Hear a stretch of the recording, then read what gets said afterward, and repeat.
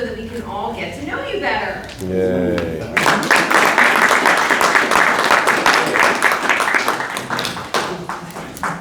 Good morning, everyone. Good morning, Linda. So, I would love to get to know all of you better, and these table topics hopefully will reach deep inside of you and get all of that conversation going.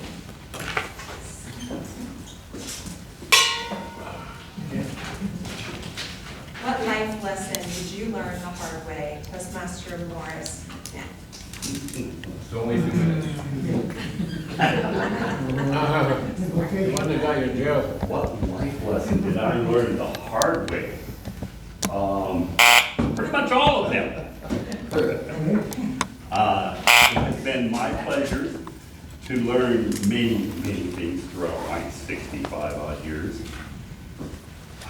Probably the most important thing that I learned was not to judge others. Because you don't know their circumstances.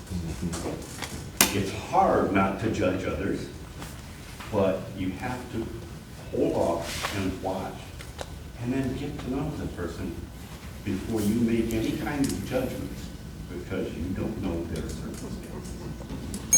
All of us have this issue. It's our responsibility as good citizens to take the time and listen to that person, and learn their circumstances before you make any judgment. Thank you.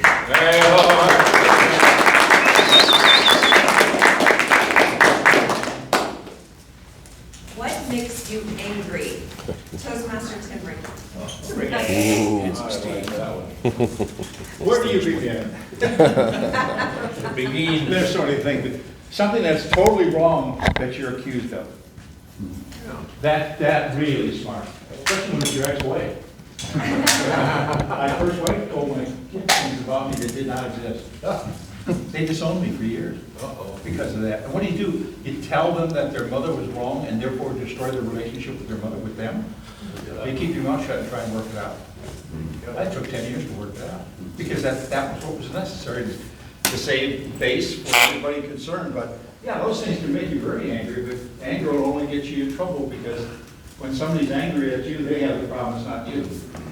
Because it's eating them up. I've seen this happen. If you eat them up, eat them up, and eat them up, only to find out the person they're yelling at or angry with, oh, I didn't know about that. So what purpose does it serve? So trying to avoid getting angry and settle for what it is and what it is. Thank you. Yeah.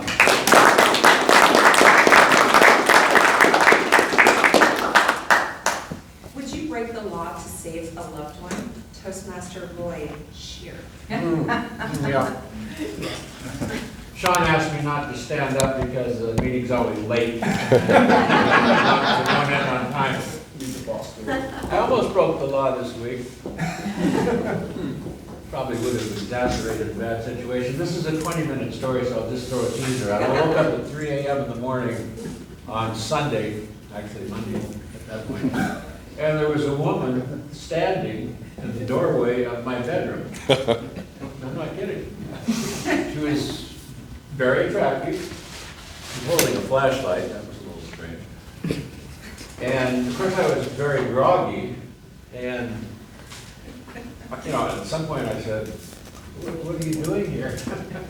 And then I thought to myself, thank you, God. Like, I've got to be careful with this. So, the story goes on and on. I'll finish it later on if anyone's interested. It didn't turn out the way you're thinking about it. I don't know what you think about it. All right.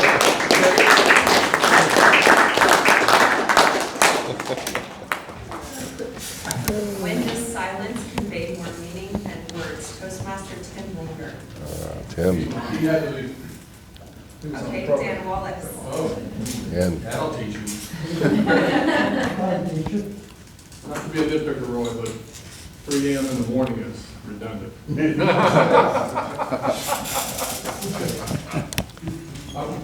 I should have been silent just this last week. I went and fed the homeless at the Orlando Rescue Mission with a group of friends. And I didn't know what I was doing really, but I was trained on the serving line, and that went about 50 men, quick. And then I went and sat down with a group of the men. And I wanted to start a conversation, and I looked at the guy and I said, hey, I like your beard.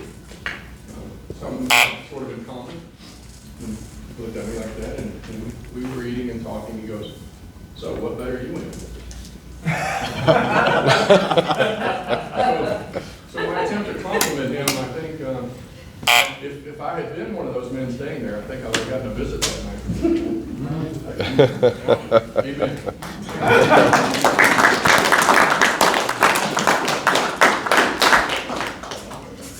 Whom do you secretly envy? Toastmaster Linda Spear. There you go. Good morning, fellow Toastmasters. Good morning. I still want to know how Roy almost broke the law. Stick around. Who do I secretly envy? That's a tough one. I think I secretly envy people who have reached a point in their lives where they cannot care about certain things, right? You know, you reach a point in your career too where you stop, where you are in a really caring so much and driving, you know, I gotta get there, I gotta do this, my life depends on it. And then you get to a point where you go, well, maybe I don't need to drive myself that hard. Maybe there's gonna be some years where I'm gonna have other things in my life. And I see people who get to that point in their lives, and I see they must be enjoying life, so I envy that. Very good.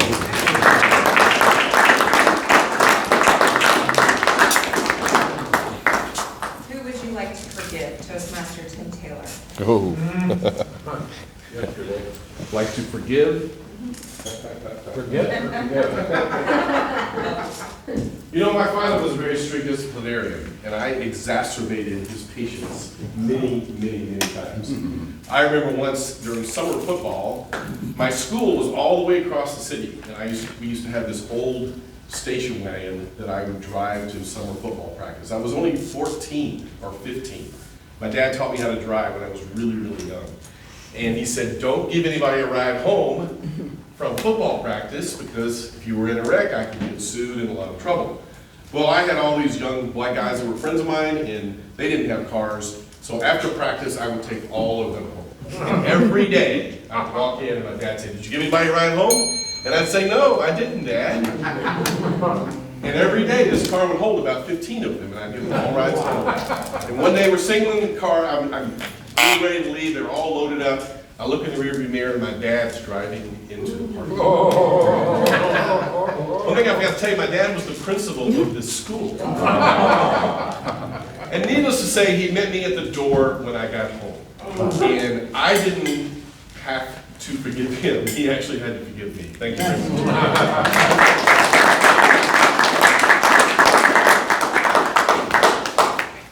What is your biggest regret? Toastmaster Hannah Randolph? That's Hard. Well, good thing that topic would be one.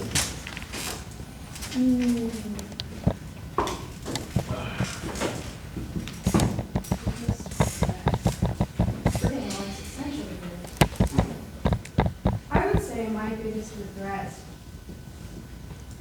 was back in high school. So back in high school, I joined the IB program at Seminole High School. I do not recommend, if you guys have not been in it. When you first join high school and you want to meet people, you want to push yourself and succeed, and I quickly realized that in IB, you don't have a life whatsoever. There's never any chance to do any sports, not really hang out with friends, just school. And I quickly went from an 80 student to straight C's. And I will never forget, I was in my biology class in third period, and I didn't learn how to study very well yet because I'm in 9th grade, my mom's a single mom, I didn't have my mom tell me to, hey, do your homework. And so my grade came back, and I saw the red line of 57, and I was mortified. And of course, the guy next to me said, oh, hey guys, look, she got 57. At least she's pretty. Softest man. I should say. And I regret that decision, but I don't regret the grade. I regret actually believing that I was stupid, because that's not true. I'm intelligent and I'm capable of anything. All right.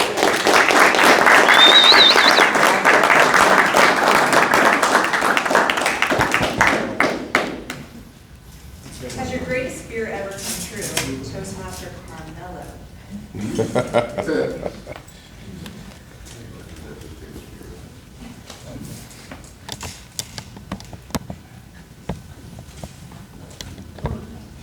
My greatest fear? No, it hasn't. I'm not even gonna go into what my greatest fear used to be. You know, as a drummer and a performer, playing on stage can be very frightening. Especially the largest crowd I ever played in front of was about 5,000. And that was pretty daunting. It was scary. Although my legs don't shake, or they didn't shake, as much as they do sometimes when I'm behind that wall. So the thing I would do is just forget about the audience. Doesn't matter if it's one person or if it's 5,000. Because if you concentrate on the audience, it exacerbates your fear. And in about a split second, the fear turns to exhilaration. And that's the thing I love about performing. So fear and exhilaration can go side by side. Very good.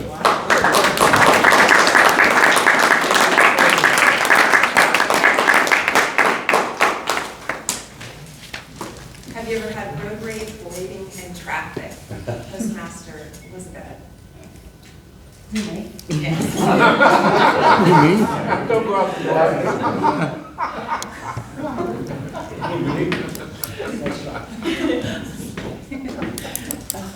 Good morning, fellow Toastmasters. Good morning. I am going to take Carmelo's question, if your biggest fear has ever come true. Well, lots of my fears have actually come true, getting called up for this. But besides my children dying, I would say that lots of fears have come true for me. From falling on a stage, to failing high school, to having my heart broken, to losing friends. So lots of things have happened for me. But through all of those failures, on the other side of that have been a lot of amazing good things that have come out of this. So failing high school taught me to push myself harder. Falling on stage showed it wasn't a big deal. Losing friends taught me a lot about myself and what I needed to change about myself. And heartbreak, wow, that will literally bring you to your knees. Thank you, fellow Toastmasters.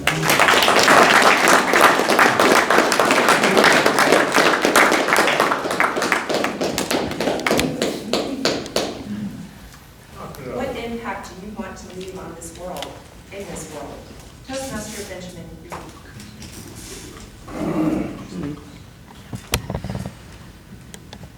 Good morning, fellow Toastmasters. Needless to say, every Friday I come here, I'm impacted. This is because you never expect what is going to happen to you, especially if you come to table topics. All of a sudden you are here, you have a question, you have to think on your feet, you have an answer. So this is one of the challenges that we face, and it is exacerbated yet more if you are nervous like I am right now. So that is one of the challenges. But my real challenge, I think, was when, for the first time I took that entry test to come to college in Kinsley. I didn't know was going to happen, but I took the SAT at the time, and it was like, I really don't know what is going to happen. and that impacted me. But later on, I learned that I have been successfully admitted, so my fears went away.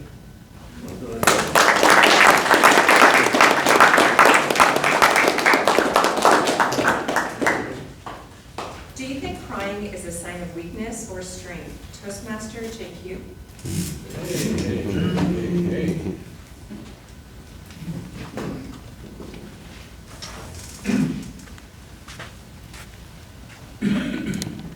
I think crying is a sign that you're able and have the ability to express your deepest emotion. The reason why is because most people try to control that emotion the most. And if you let it out, it could be a sign of weakness at the moment, but in the long term, I think you allow yourself to express your deepest emotion, and that takes courage to do that. A lot of people can't. As a result of this sort of impromptu philosophy, I believe crying is a strong sign that you're the strongest person, at least in the room right at the moment. I don't think Hitler ever cried, so I don't think he's the strongest person. I've seen President Obama cry. I think he's a strong person. And that's the only person I really think of who cried. Actors cry, but that takes strength to be able to hold an emotion. So, to answer your question, crying is a sign of strength. Thank you.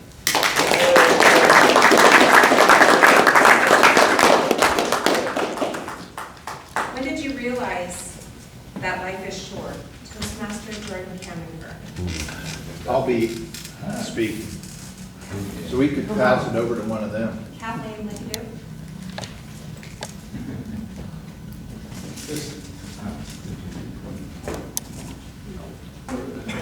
First life short. Well, I guess it was,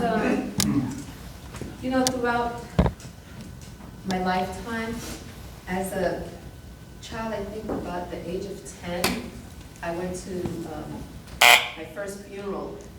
One of the kids on our block, he was 10 years old, but you wouldn't think he was because he was all shriveled up and, and his name was Zachary. So he was the first child I met like that. And I saw that life is short since then because throughout the years I've been going to different funerals of people of different ages. People died naturally or they in horrible accidents. So I just realized that life is short. So, and that's why I try not to exacerbate situations with people, because you never know when it'll be the last time you see them. Thank you.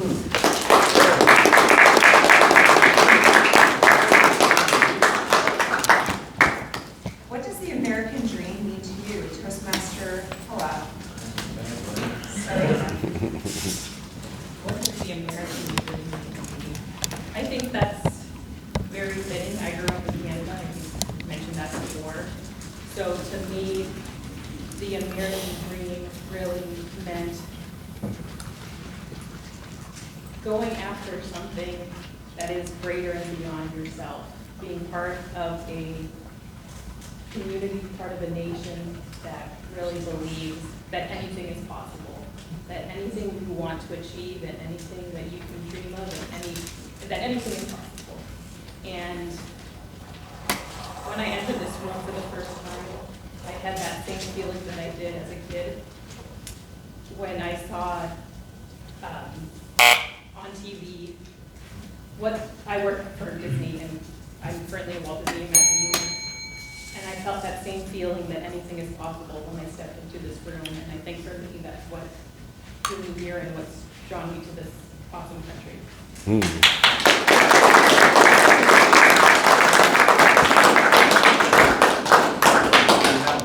I have one more. Does anybody want to agree to step up? Sorry.